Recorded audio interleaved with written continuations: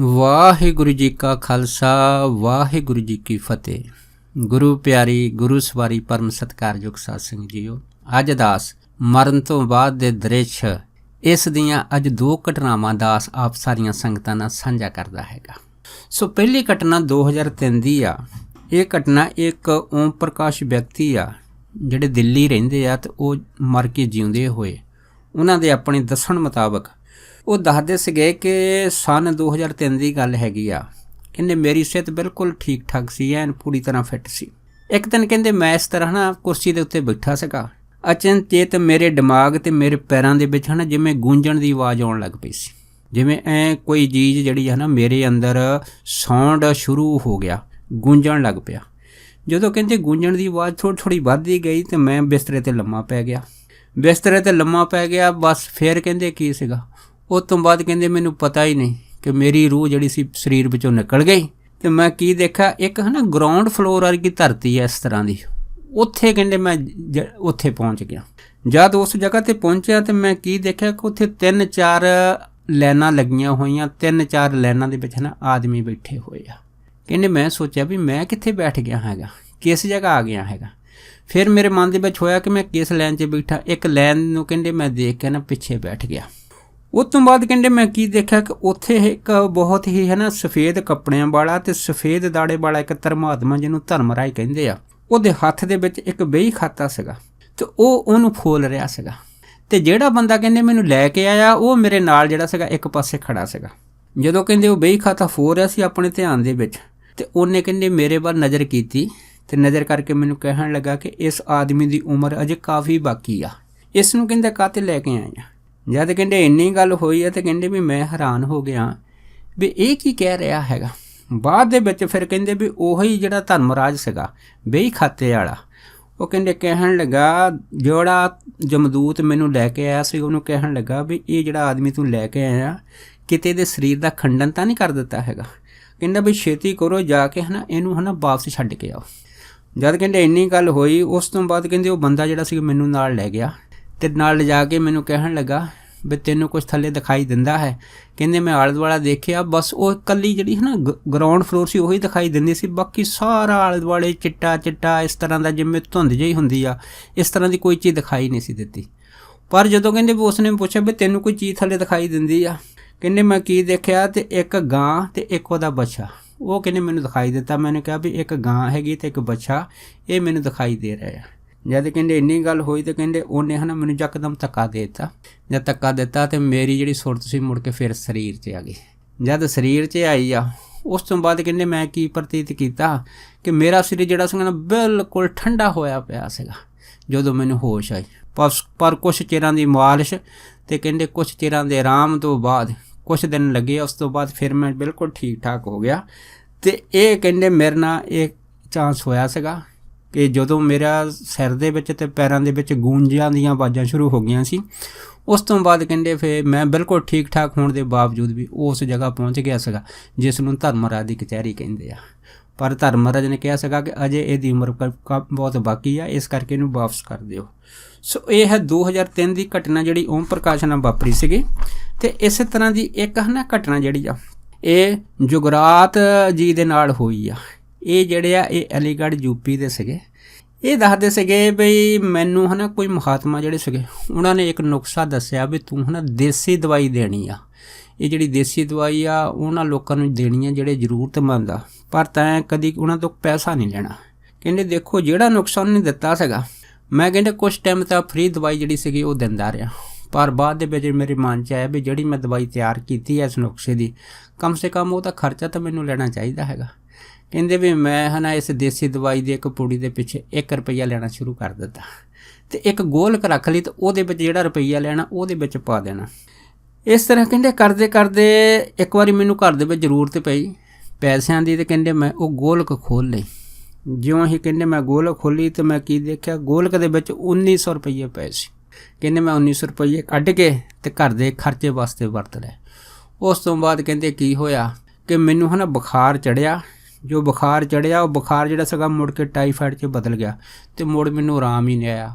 ਇਸ ਤਰ੍ਹਾਂ ਕਹਿੰਦੇ ਫਿਰ ਮੈਂ ਕਈ ਦਵਾਈਆਂ ਖਾਧੀਆਂ ਬਾਹਰੋਂ ਲਿਆ ਕੇ, ਪਰ ਸਰੀਰ ਦੇ ਵਿੱਚ ਆਰਾਮ ਆਉਣ ਦੀ ਜਗ੍ਹਾ ਹਾਲਤ ਵਿਗੜਦੀ ਗਈ। ਤੇ ਇਸ ਤਰ੍ਹਾਂ ਕਰਦੇ ਕਰਦੇ ਕਹਿੰਦੇ 3 ਮਹੀਨੇ ਲੱਗ ਗਏ। ਜਦ ਕਹਿੰਦੇ 3 ਮਹੀਨੇ ਲੱਗੇ ਤਾਂ ਇੱਕ ਦਿਨ ਕਹਿੰਦੇ ਮੈਂ ਇਸ ਤਰ੍ਹਾਂ ਲੰਮਾ ਪਿਆ ਸੀਗਾ ਤੇ ਘਰਦਿਆਂ ਨੇ ਵੀ ਉਮੀਦ ਛੱਡ ਦਿੱਤੀ ਵੀ ਇਹਨੂੰ ਆਰਾਮ ਨਹੀਂ ਆਉਣਾ ਹੈਗਾ, ਲੱਗਦਾ ਇਹਦੀ ਮੌਤ ਜਿਹੜੀ ਹੈ ਨਾ ਉਹ ਯਕੀਨਨ ਹੈ। ਉਸ ਤੋਂ ਬਾਅਦ ਕਹਿੰਦੇ ਕੀ ਹੋਇਆ ਕਿ ਹੌਲੀ ਹੌਲੀ ਇੱਕ ਦਿਨ ਮੇਰਾ ਜਿਹੜਾ ਸੀਗਾ ਉਹ ਨੱਕ ਉਹ ਵੀ ਟੇਢਾ ਹੋ ਗਿਆ। ਜਦ ਘਰਦਿਆਂ ਨੇ ਨੱਕ ਟੇਢਾ ਦੇਖਿਆ ਤੇ ਕਈ ਲੋਕ ਜਿਹੜੇ ਸੀਗੇ ਮੈਨੂੰ ਦੇਖਣ ਆ ਗਏ। ਉਸ ਤੋਂ ਬਾਅਦ ਉਹਨਾਂ ਨੇ ਕਿਹਾ ਵੀ ਇਹ ਹੁਣ ਬਚਦਾ ਨਹੀਂ ਆ। ਪਰ ਉਸ ਤੋਂ ਬਾਅਦ ਕਹਿੰਦੇ ਮੇਰੇ ਘਰ ਦਾ ਇੱਕ ਸੱਜਣ ਜਿਹੜਾ ਸੀਗਾ ਮੇਰੀ ਮਾਲਿਸ਼ ਕਰਨ ਲੱਗ ਪਿਆ।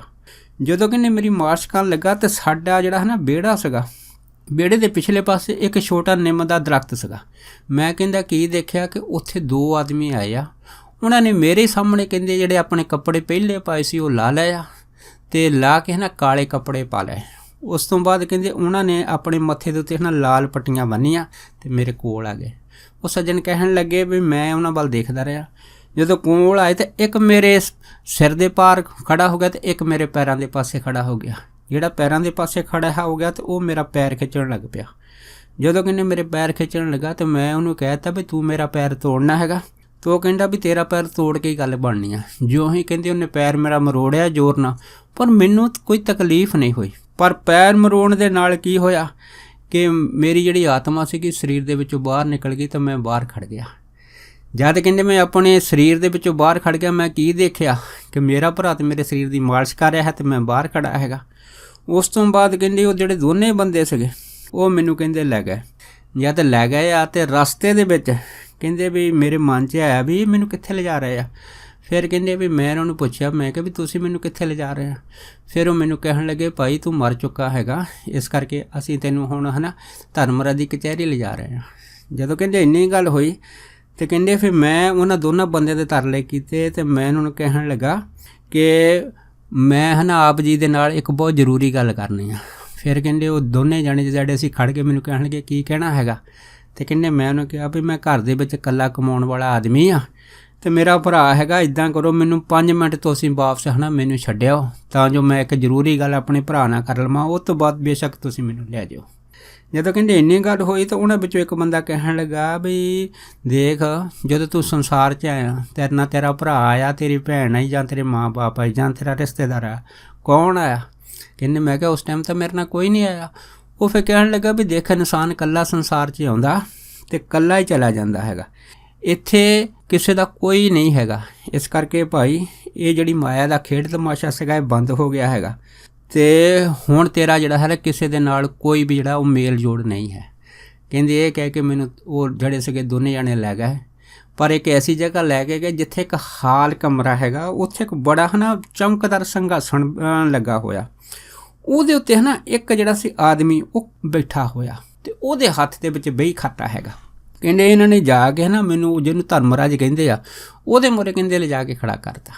ਜਿਉਂ ਕਹਿੰਦੇ ਲਿਜਾ ਕੇ ਖੜਾ ਕੀਤਾ ਤੇ ਕਹਿੰਦੇ ਮੈਂ ਕੀ ਦੇਖਿਆ, ਉਹ ਜਿਹੜਾ ਧਰਮਰਾਜ ਆ ਉਹ ਆਪਣੇ ਧਿਆਨ ਦੇ ਵਿੱਚ ਉਹ ਬਈ ਖਾਤਾ ਜਿਹੜਾ ਨਾ ਉਹ ਆਪਣੇ ਹੱਥਾਂ ਦੇ ਨਾਲ ਅੱਗੇ ਤੋਂ ਅੱਗੇ ਵਰ ਕੇ ਫੋਲ ਰਿਹਾ ਹੈਗਾ।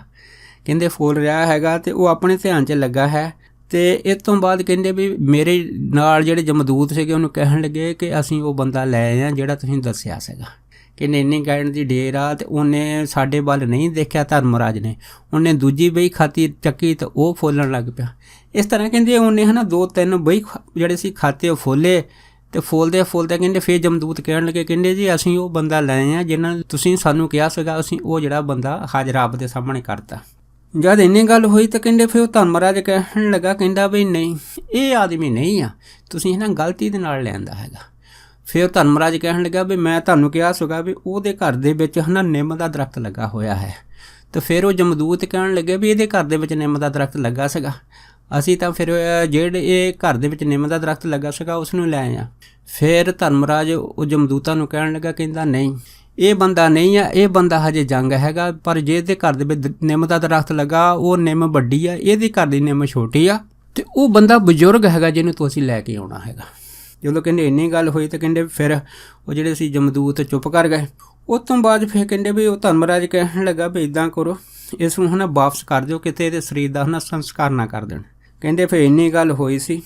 ਉਸ ਤੋਂ ਬਾਅਦ ਫਿਰ ਕਹਿੰਦੇ ਜਦੋਂ ਮੈਂ ਜਾਣ ਲੱਗਾ ਤੇ ਧਰਮਰਾਜ ਨੇ ਮੈਨੂੰ ਫਿਰ ਆਵਾਜ਼ ਮਾਰੀ। ਆਵਾਜ਼ ਮਾਰ ਕੇ ਮੈਨੂੰ ਕਹਿਣ ਲੱਗਾ, ਕਹਿੰਦਾ ਵੀ ਬੇਟਾ ਇੱਧਰ ਆਓ। ਜਦੋਂ ਕਹਿੰਦੇ ਉਹ ਬੇਟਾ ਲਫ਼ਜ਼ ਬੋਲਿਆ ਬੜੇ ਪ੍ਰੇਮ ਨਾਲ, ਤਾਂ ਉਹ ਸੱਜਣ ਕਹਿਣ ਲੱਗੇ ਕਿ ਮੈਂ ਉਹਨਾਂ ਵੱਲੋਂ ਚੱਲ ਗਿਆ। ਅਤੇ ਫਿਰ ਮੈਨੂੰ ਬੜੇ ਪਿਆਰ ਦੇ ਨਾਲ ਉਹ ਕਹਿਣ ਲੱਗੇ, ਕਹਿੰਦੇ ਵੀ ਤੈਨੂੰ ਘਬਰਾਉਣ ਦੀ ਲੋੜ ਨਹੀਂ, ਪਰ ਕਹਿੰਦੇ ਮੈਨੂੰ ਤੂੰ ਇਹ ਦੱਸ ਵੀ ਜਿਸ ਮਹਾਤਮਾ ਨੇ ਤੈਨੂੰ ਦਵਾਈ ਦਾ ਨੁਸਖਾ ਦਿੱਤਾ ਸੀਗਾ, ਉਹਨੇ ਤੈਨੂੰ ਕਿਹਾ ਸੀ ਵੀ ਤੂੰ ਦਵਾਈ ਦੇ ਪੈਸੇ ਨਹੀਂ ਲੈਣੇ, ਫਿਰ ਤੂੰ ਦਵਾਈ ਦੇ ਪੈਸੇ ਕਾਹਤੇ ਲੈਣ ਲੱਗ ਪਿਆ ਹੈਗਾ।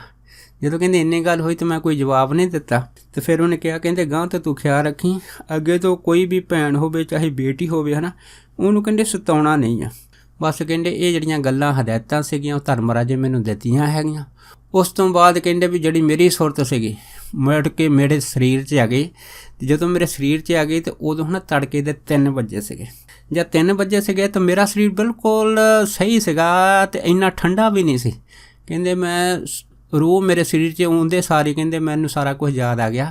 ਅਤੇ ਜਦੋਂ ਮੈਂ ਉੱਠਣ ਦੀ ਕੋਸ਼ਿਸ਼ ਕੀਤੀ ਤਾਂ ਮੈਂ ਜਿਹੜਾ ਸੀ ਜਿੱਦਾਂ ਸਧਾਰਨ ਆਦਮੀ ਸੁੱਤਾ ਪਿਆ ਉੱਠਦਾ, ਇਸ ਤਰ੍ਹਾਂ ਉੱਠ ਪਿਆ। ਉੱਠ ਕੇ ਕਹਿੰਦੇ ਟਹਿਲਣ ਲੱਗ ਪਿਆ।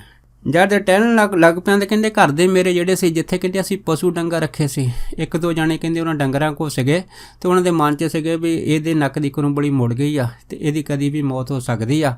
ਇਸ ਕਰਕੇ ਕਹਿੰਦੇ ਵੀ ਜਿਹੜੀ ਸਾਡੇ ਮਾਤਾ ਜੀ ਸੀ ਉਹ ਵੀ ਆਪਣੇ ਮੰਜੇ 'ਤੇ ਜਿਹੜੇ ਸੀ ਆਰਾਮ ਨਾਲ ਪਏ ਹੋਏ ਸੀ। ਅਤੇ ਪਰ ਕਹਿੰਦੇ ਮੈਂ ਕੀ ਦੇਖਿਆ ਕਿ ਜਦੋਂ ਮੈਂ 3 ਵਜੇ ਟਹਿਲਣ ਲੱਗ ਪਿਆ, ਕੁਦਰਤੀ ਮੇਰੇ ਘਰਦਿਆਂ ਦੀ ਨਜ਼ਰ ਮੇਰੇ 'ਤੇ ਪਈ ਅਤੇ ਉਹ ਮੈਨੂੰ ਟਹਿਲਦਾ ਦੇਖ ਕੇ ਬੜੇ ਹੈਰਾਨ ਹੋਏ ਵੀ ਇਹ ਤਾਂ ਮੰਜੇ 'ਤੇ ਪਿਆ ਸੀ, ਇਹ ਤਾਂ ਮੌਤ ਦੇ ਕਿਨਾਰੇ ਸੀਗਾ, ਇਹ ਕਿਵੇਂ 3 ਵਜੇ ਉੱਠ ਕੇ ਸੈਰ ਕਰਨ ਲੱਗ ਪਿਆ ਹੈਗਾ। ਫਿਰ ਕਹਿੰਦੇ ਵੀ ਉਹਨਾਂ ਨੇ ਮੈਨੂੰ ਆਵਾਜ਼ ਮੇਰੀ ਪੁੱਛਿਆ ਵੀ ਤੂੰ ਕਿਵੇਂ ਹੈਗਾ। ਕਹਿੰਦੇ ਮੈਂ ਦੱਸਿਆ ਮੈਨੂੰ ਕੁਛ ਨਹੀਂ ਹੋਇਆ, ਮੈਂ ਠੀਕ ਠਾਕ ਹਾਂ। ਪਰ ਜਦੋਂ ਕਹਿੰਦੇ ਵੀ ਉਹਨਾਂ ਨੇ ਬੜੀ ਹੈਰਾਨੀ ਨਾਲ ਮੈਨੂੰ ਦੇਖਿਆ ਸੀਗਾ, ਪਰ ਮੈਂ ਕੁਛ ਨਹੀਂ ਬੋਲਿਆ। ਉਸ ਤੋਂ ਬਾਅਦ ਕਹਿੰਦੇ ਫਿਰ ਜਦ ਦਿਨ ਚੜ੍ਹਿਆ ਸੀਗਾ, ਲੋਕ ਆਏ ਸੀ, ਇਕੱਠੇ ਹੋਏ ਸੀ। ਫਿਰ ਮੈਂ ਸਾਰੀ ਜਿਹੜੀ ਕਹਾਣੀ ਦੱਸੀ ਸੀਗੀ ਵੀ ਭਾਈ ਮੇਰੇ ਨਾਲ ਇੱਦਾਂ ਹੋਈ ਸੀ, ਤਾਂ ਇੱਦਾਂ ਕਰਕੇ ਉਹ ਜਿਹੜੇ ਧਰਮਰਾਜ ਸੀਗਾ ਉਹਨੇ ਜਿਹੜੇ ਜਮਦੂਤ ਭੇਜੇ ਸੀ ਉਹਨਾਂ ਨੂੰ ਇਹ ਹਦਾਇਤ ਕੀਤੀ ਸੀ ਵੀ ਜਿਹਦੇ ਘਰ ਦੇ ਵਿੱਚ ਨਿੰਮ ਦਾ ਦਰਖਤ ਹੈਗਾ, ਸੋ ਇਹ ਨਿੰਮ ਦਾ ਦਰਖਤ ਕਹਿੰਦੇ ਸਾਡੇ ਘਰ ਦੇ ਪਿਛਵਾੜੇ ਸੀਗਾ, ਅਤੇ ਪਰ ਨਿੰਮ ਦਾ ਦਰਖਤ ਛੋਟਾ ਸੀਗਾ। ਇੱਕ ਉਸੇ ਹੀ ਸਾਡੀ ਗਲੀ ਦੇ ਵਿੱਚ ਕਹਿੰਦੇ ਇੱਕ ਕਿਸੇ ਦੇ ਘਰ ਨਿੰਮ ਦਾ ਦਰਖਤ ਵੱਡਾ ਸੀਗਾ, ਉਹ ਬੰਦਾ ਬਜ਼ੁਰਗ ਸੀਗਾ। ਜਿਹੜਾ ਬੰਦਾ ਬਜ਼ੁਰਗ ਸੀਗਾ ਉਹਦਾ ਨਾਂ ਸੀ ਮੋਤੀ ਲਾਲ। ਕਹਿੰਦੇ ਦੂਸਰੇ ਦਿਨ ਸ਼ਾਮ ਦੇ 4 ਵਜੇ ਫਿਰ ਕਹਿੰਦੇ ਉਹ ਮੋਤੀ ਲਾਲ ਦੀ ਜਿਹੜੀ ਸੀਗੀ ਉਹ ਮੌਤ ਹੋ ਗਈ ਸੀ, ਉਹਨੂੰ ਜਮਦੂਤ ਲੈ ਗਏ ਸੀ, ਮੈਨੂੰ ਛੱਡ ਗਏ ਸੀ। ਸੋ ਕਹਿਣ ਤੋਂ ਭਾਵ ਇਹ ਹੈਗਾ ਕਿ ਇਸ ਤਰ੍ਹਾਂ ਦੀ ਇੱਕ ਨਹੀਂ ਅਨੇਕਾਂ ਘਟਨਾਵਾਂ ਸਧਾਰਨ ਹੀ ਜਿਹੜੇ ਹੈ ਆਮ ਕਈਆਂ ਲੋਕਾਂ ਦੇ ਨਾਲ ਵਾਪਰ ਜਾਂਦੀਆਂ, ਲੇਕਿਨ ਉਹਨਾਂ ਨੇ ਉਸ ਜਗ੍ਹਾ ਅਸਥਾਨ ਜਿੱਥੇ ਜਿਹੜਾ ਹੈ ਧਰਮਰਾਜ ਦੀ ਕਚਹਿਰੀ ਦੇ ਅੰਦਰ ਜੀਵਨ ਦਾ ਹਿਸਾਬ ਕਿਤਾਬ ਹੁੰਦਾ ਹੈਗਾ, ਉੱਥੇ ਕੀ ਹੁੰਦਾ ਹੈ ਉਹ ਆਪਣੀ ਅੱਖੀ ਦੇ ਕੇ ਸੰਸਾਰ ਨੂੰ ਦੱਸਦੇ ਆ ਅਤੇ ਇਹ ਸੁਨੇਹਾ ਦਿੰਦੇ ਆ, ਭਾਈ ਪਰਮੇਸ਼ਰ ਦਾ ਨਾਮ ਜਪੋ ਅਤੇ ਵੰਡ ਛਕੋ, ਚੰਗੇ ਕਰਮ ਕਰੋ। ਚੰਗੇ ਕਰਮ ਕਰਨ ਦੇ ਨਾਲ ਫਿਰ ਜਮਦੂਤਾਂ ਤੋਂ ਬੰਦ ਖਲਾਸੀ ਹੁੰਦੀ ਆ, ਫਿਰ ਨਰਕ ਦੀਆਂ ਸਜ਼ਾਵਾਂ ਤੋਂ ਆਦਮੀ ਹਮੇਸ਼ਾ ਬਚਿਆ ਰਹਿੰਦਾ ਹੈਗਾ ਅਤੇ ਵਾਹਿਗੁਰੂ ਦੇ ਘਰ ਸੁਰਖਰੂ ਹੋ ਕੇ ਜਾਂਦਾ ਹੈ। ਸੋ ਦਾਸ ਇੰਨੇ ਹੀ ਬਚਨ ਕਰਦਾ ਹੋਇਆ ਖਿਮਾ ਦਾ ਜਾਚਕ ਵਾ ਜੀ, ਹੋਈਆਂ ਬੇਅੰਤ ਭੁੱਲਾਂ ਚੁੱਕਾਂ ਦੀ ਖਿਮਾ ਬਖਸ਼ਣੀ। ਸੋ ਫਤਿਹ ਬੁਲਾਓ। ਵਾਹਿਗੁਰੂ ਜੀ ਕਾ ਖਾਲਸਾ, ਵਾਹਿਗੁਰੂ ਜੀ ਕੀ ਫਤਿਹ।